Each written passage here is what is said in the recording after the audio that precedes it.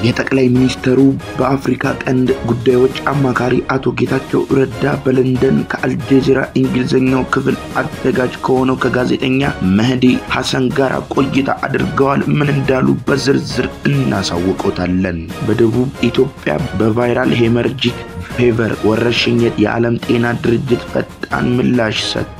የአሜሪካ የሱዳን ፈጥኖ ደራሽ ኃይልም በአሸባሪነት ልትፈርጅ እንደምትችል አስጠነቀቀች። ሰላም አድማጭና ተመልካቾቻችን እንደጠፋን እናውቃለን። ቪዲዮአችንን ላይክ እንዲሁም ሰብስክራይብ በማድረግ አጋሮቻችን በመሆን እስከመጨረሻው እንድትከታተሉ እያሳሰብን ወደ ዜናው እንገባለን። ወደ መጀመሪያ ዜና አሜሪካ የሱዳን ፈጥኖ ደራሽ ኃይልን በአሸባሪነት ልትፈርጅ እንደምትችል አስጠነቀቀች። አሜሪካ የውጭ ጉዳይ መስሪያ ቤት ኃላፊ ማርክ ሩቢዮ የፈጥኖ ደራሽ ኃይሉ በነገሮች ተስማምቶ ስምምነቱን አለማክበሩ መሰረታዊ ችግር ነው ብለዋል። ሩቢዮ አክለውም ቡድኑ የሚያገኛቸውን ድጋፎች ለማስቆም የሆነ ነገር መደረግ አለበት ብለዋል። ማርክ ሩቢዮ የፈጥኖ ደራሽ ኃይሉ የተኩስ አቁም ለማድረግ መስማማቱን አንስቶ ነገር ግን ይህንን ለማድረግ ግን ፈጽሞ ፈቃደኞች አይደሉም ብለዋል። የአሜሪካ የውጭ ጉዳይ መስሪያ ቤት ኃላፊ በተጨማሪ ቡድኑ ማን እንደሚደግፍ እናውቃለን ያሉ ሲሆን በስም ካልጠቀሱት እና ድጋፍ ያደርጋል ካሏቸው አካላት ጋር ንግግር እንደሚያደርጉ አስታውቀዋል። የተባበሩት አረብ ኤሚሬቶች በተደጋጋሚ የፈጥኖ ደራሽ ኃይሉን ድጋፍ ታደርጋለች ተብላ የምትከሰስ ሲሆን ከአሜሪካ ጋር ኳድ የተሰኘ እነ ግብጽ ያሉበት የሱዳን አሸማጋይ ጥምረት አካልም ነች።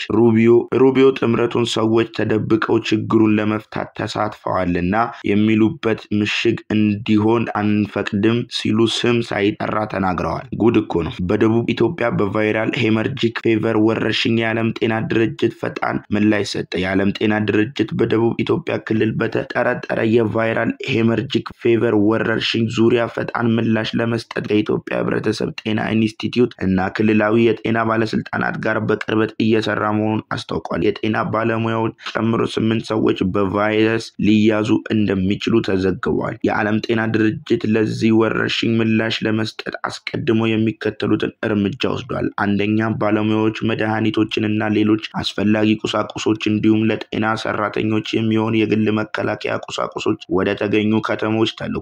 በወረርሽኙ የተጎዱ ማህበረሰቦች ውስጥ ንክኪን የመከታተል ስራን ድርጅቱ ይደግፋል። ሶስተኛ፣ ሊኖር የሚችለውን ድንበር ዘለል ስርጭት ለመከላከል ከደቡብ ሱዳን ጋር የዓለም የጤና ድርጅት ቢሮ ጋር በቅርበት እየሰራ ነው። የዓለም የጤና ድርጅት ዳይሬክተር ዶክተር ቴድሮስ እንዳስታወቁት ለአስቸኳይ ድጋፍ እንዲውል 300,000 የአሜሪካ ዶላር የአደጋ ጊዜ ፈንድ ለኢትዮጵያ ተለቋል።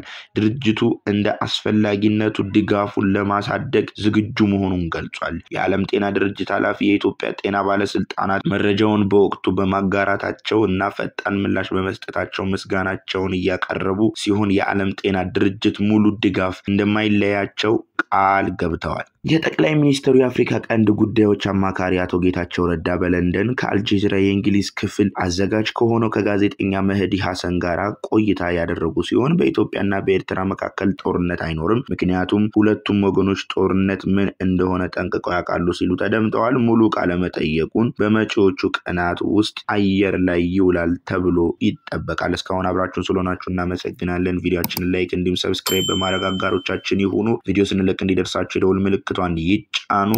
መልካሙን እየተመኘን ሁሉን ነገር መርቀናችሁ እስከ ነገ መልካም ነገ እንገናኛለን። ይመቻችሁ።